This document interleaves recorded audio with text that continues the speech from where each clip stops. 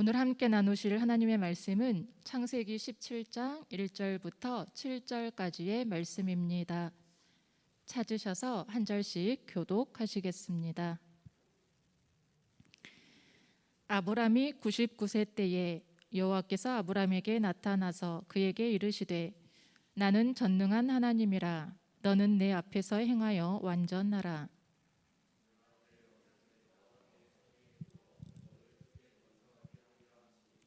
아브람이 엎드렸더니 하나님이 또 그에게 말씀하여 이르시되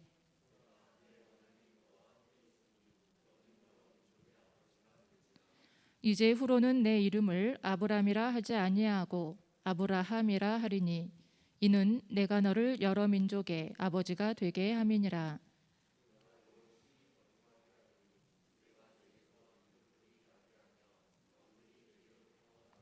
함께 읽습니다. 내가 내 언약을 나와 너 및 내 대대 후손 사이에 세워서 영원한 언약을 삼고 너와 내 후손의 하나님이 되리라. 아멘. 한 주간 잘 지내셨습니까? 주님께서 고난을 통해 보여주신 사랑과 평화가 우리의 삶에 함께 하시기를 기원합니다. 사순절을 시작하면서 우리는 여기저기서 들려오는 뱀의 음성에 시선 빼앗기지 말자라고 다짐을 했었습니다. 하지만 그렇게 다짐하는 우리에게 세상에서 들려오는 소식들은 만만치는 않은 것 같습니다. 계속해서 쏟아지는 학교 폭력의 기사를 접하게 됩니다. 특정 대상들의 사실 여부를 가리기 전에 이 땅에서 벌어지고 있는 폭력성이라는 것에 마음이 참으로 무겁습니다. 또 멀리 미얀마에서 벌어지고 있는 유혈 사태 소식도 듣습니다. 국제사회의 우려 속에도 불구하고 여전히 군사력을 앞세운 폭력은 여전하기만 하지요. 전 세계가 코로나라는 바이러스만으로도 참 힘든 시간들을 보내온 우리의 현실인데 들려오는 소식마다 참담할 때가 많습니다.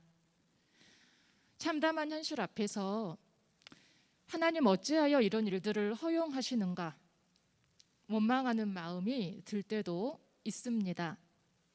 하지만 분명한 것은 이런 일들은 하나님이 허락하시는 것이 아닌 하나님을 거역하여 벌어지는 일들이라는 사실입니다.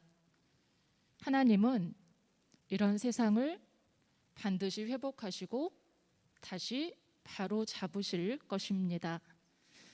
우리가 하나님의 시간을 다 알지는 못해도 그럼에도 하나님의 약속과 꿈을 끝까지 붙잡을 수 있기를 바랍니다. 비단 사회의 현상만이 아닐 겁니다. 우리 개개인이 처해 있는 상황에서도 하나님 어찌하여 아직까지 이런 탄식이 나오는 순간들이 있을 수 있습니다. 그러나 또 우리는 기억해야 합니다. 이럴 때 필요한 것은 원망과 좌절이 아니라 하나님의 약속이 무엇이었던가를 기억하는 것입니다. 사순절 기간 하나님의 약속을 다시 찾고 하나님의 마음에 더 가까이 나아가기를 소원합니다. 사회가 어렵고 힘들수록 또 우리 삶의 자리가 불완전해 보일수록 세상에서 벌어지는 일들로 인해 아파하시는 하나님을 느낄 수 있기를 바랍니다. 그리고 그 아픈 세상과 아파 있는 우리의 삶에 직접 뛰어들어 우리를 건지고자 찾아오신 예수 그리스도를 바라보며 소망을 품기를 원합니다. 라틴어 격언 중에 이런 말이 있습니다. 여행자는 요구하지만 순례자는 감사한다 라는 말입니다. 여행을 하는 사람은 자신의 즐거운 여행을 위해 이것저것을 요구합니다. 하지만 순례의 길을 걸어가는 사람은 걷고 또 걸으며 성화의 삶을 바라봅니다.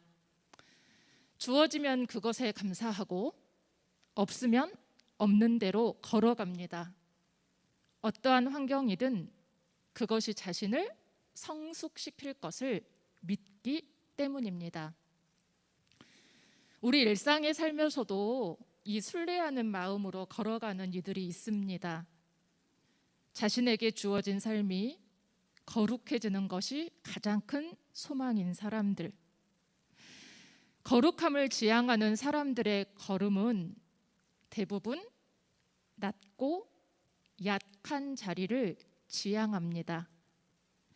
홀로 서기 어려운 이들 곁에 다가서고 부당한 힘에 타협하지 않습니다. 우리의 가치관과 우리의 마음이 그리고 우리의 삶의 선택이 그리스도의 삶에 잘 붙들어 매는 것, 그것이 우리가 평생을 걸어야 할 순례의 길입니다. 본문의 아브라함도 순례자, 나그네였습니다. 살고 있는 곳을 떠나 앞으로 내가 보일 땅으로 가라 라는 하나님의 명령을 받은 후 아브라함의 삶을 줄곧 떠돌이 여정이었습니다. 하란에서 가나안으로, 가나안에서 애굽으로, 그리고 네겝을 지나 헤브론으로 아브라함은 계속 떠돌며 이동하며 살았습니다. 익숙한 세계를 떠난다는 것, 익숙한 사람들을 떠난다는 것, 익숙한 생각을 떠난다는 것, 쉬운 일은 아닙니다. 정해져 있는 기간 동안 여행으로 떠난 길이라면 그 정해진 기간 동안만 새로움을 누리고 다시 돌아오면 될 일입니다. 그러나 앞으로의 일정을 알지 못한 채 살기 위해 들어선 낯선 길이라면 불안감, 두려움, 또 때로는 서러움마저도 있을지 모르겠습니다. 오늘 본문에 등장하는 아브람은 75세 나그네 길을 시작하여서 24년의 세월이 흘렀습니다. 그의 나이 99이 되었을 때 하나님이 그 앞에 나타나 말씀합니다. 오늘 본문 1절이죠. 나는 전능한 하나님이라 너는 내 앞에서 행하여 완전하라. 전능하신 하나님께 순종해서 흠 없이 살라 합니다. 흠이 없는 삶, 완벽을 요구하는 것이기보다는 방향성을 의미합니다. 거룩하게 변하여가는 성화의 삶을 향하라는 겁니다. 그리고는 약속을 주셨습니다. 오늘 본문에는 이렇습니다. 먼저 2절입니다. 내가 내 언약을 나와 너 사이에 두어 너를 크게 번성하게 하리라. 너를 번성하게 하겠다. 이건 너와 나 사이의 약속이야 말씀하신 겁니다. 또 5절의 말씀입니다. 이제 후로는 내 이름을 아브람이라 하지 아니하고 아브라함이라 하리니 이는 내가 너를 여러 민족의 아버지가 되게 함이니라. 새로운 이름을 주셨습니다. 많은 사람의 아버지. 기존의 이름 아브람은 존귀한 아버지라는 뜻이고 새 이름 아브라함은 많은 사람의 아버지라는 뜻입니다. 새로운 이름, 많은 사람의 아버지가 된다는 것은 무슨 말일까요? 1차적으로는 그의 후손이 번성하여서 큰 민족을 이루게 되리라는 뜻이죠. 그리고 성경은 아브라함과 사라의 후손들이 어떻게 퍼져나갔는지 그 역사를 자세히 기록하고 있습니다. 하지만 새 이름을 주신 더 중요한 의미가 있습니다. 단순히 혈통의 번창함을 알려주고자 함이 아닙니다. 아브라함이 벗어나야 할 울타리가 있습니다. 더 큰 세계를 그에게 보라 하시는 겁니다. 이름이 바뀌었다는 것은 정체성이 변화했다는 뜻입니다.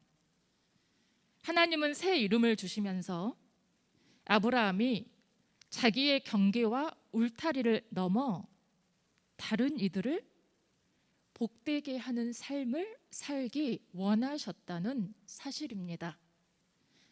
아브람, 자기 개인 존귀한 아버지로 살 것이 아니라 아브라함, 많은 사람을 위한 아버지로 말입니다. 그러면 하나님은 그 수많은 사람들 중에 왜 아브라함을 부르셨을까요? 아브라함은 다른 이들에 비해서 뭔가 다른 특별한 믿음과 특별한 자격이 있었던 것일까요? 분명한 것은 아닙니다.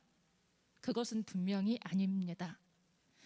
아브람도 그의 고향에 있을 때 아버지 데라를 따라 우상을 숭배했던 사람이었고, 심지어 하나님의 약속을 받은 후에도 많은 실수를 했던 것을 우리는 잘 알고 있습니다.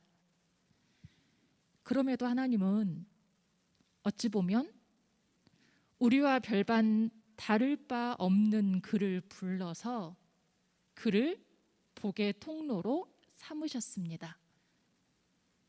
그가 특별해서가 아니라 하나님이 그 평범한 사람을 부르셔서 평범한 사람의 삶이 하나님과 동행할 때 얼마나 아름다울 수 있는지를 우리에게, 세상에게 증언해 보이신 겁니다.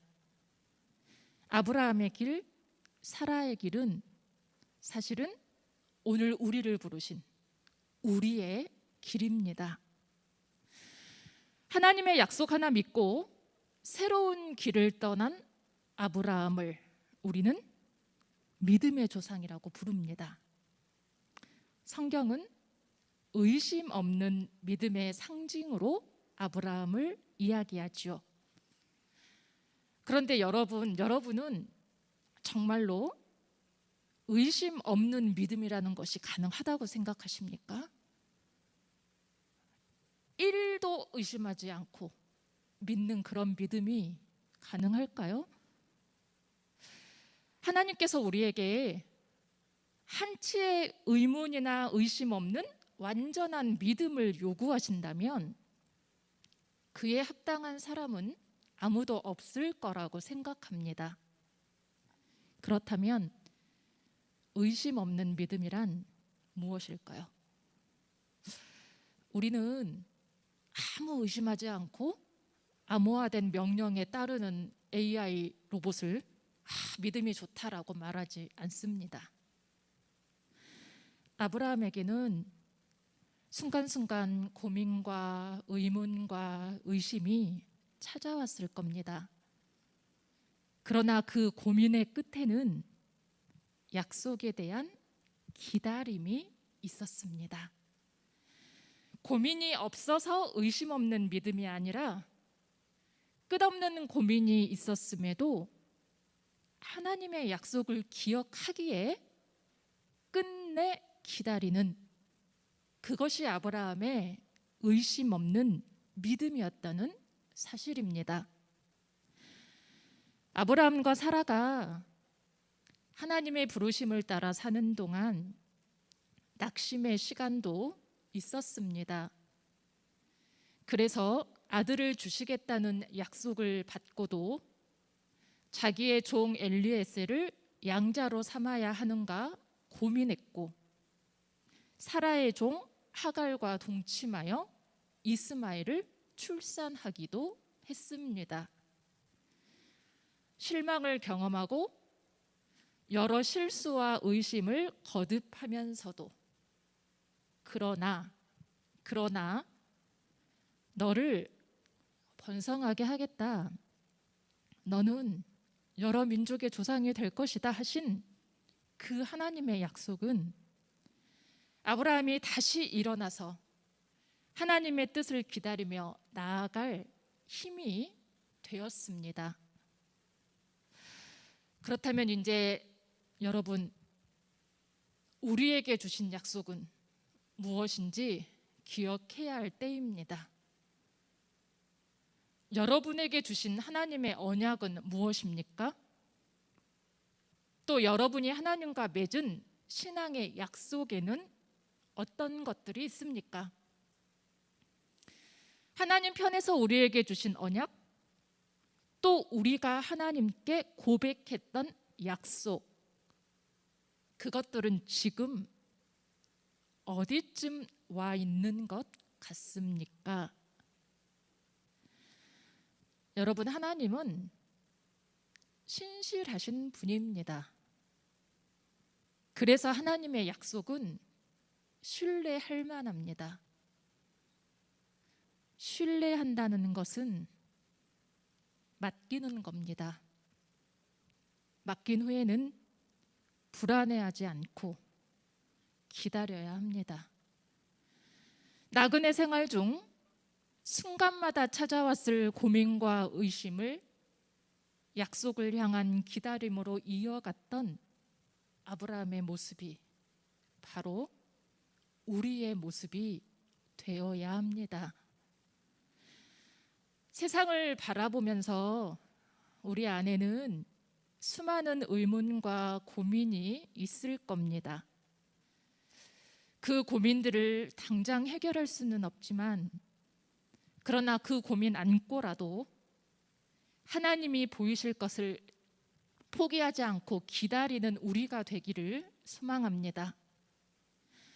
또 우리의 힘으로 일하기 전에 하나님께서 일하셔야 할 때까지 우리가 계속해서 기다려야 하는 순간도 있을 겁니다. 때가 되기를 기다려야 한다면 그 기다림의 과정을 염려와 불안으로 채우지 않기를 바랍니다.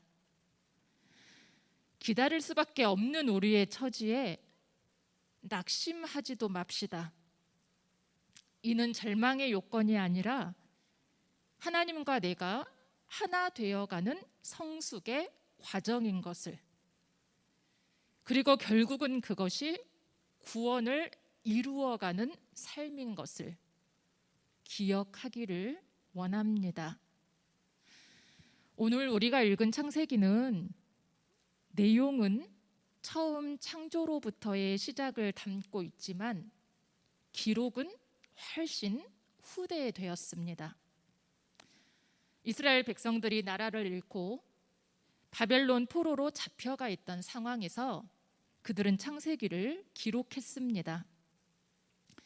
민족적으로 가장 비극적이고 암담했던 상황 속에서 제사장들은 하나님이 아브라함에게 주신 언약을 기억하자고 그들의 동족들에게 전하는 메시지로 오늘 창세기 17장을 문서로 기록하였습니다. 지금은 나라를 잃고 바벨론 노예로 살아가고 있지만, 그러나 결국 우리는 세상을 복되게 하는 이들로 다시 세워질 것이라는 희망, 아브라함에게 하신 약속은 바벨론 포로로 살아가고 있는 그 순간에도 여전히 진행되고 있다는 믿음. 오늘 본문은 바벨론 포로기 고난의 시대를 살아가던 그들의 신앙 고백이기도 합니다. 우리도 걸어왔던 우리의 삶을 돌아봅시다. 하나님께서 우리를 어떻게 이 땅 위에 보내셔서 우리를 부르셨고 신앙의 만남과 수많은 여정 속에서 하나님을 만나게 하셨는지 우리도 돌아보며 기억합시다. 시절이 어려울수록 우리도 하나님의 언약을 든든히 붙잡아야 합니다. 아브람을 아브라함으로 부르신 하나님께서 우리에게도 새 이름을 주셨습니다. 베드로전서 2장에 기록된 우리의 신분이 그것입니다. 택하신 족속, 왕같은 제사장, 거룩한 나라, 하나님의 백성.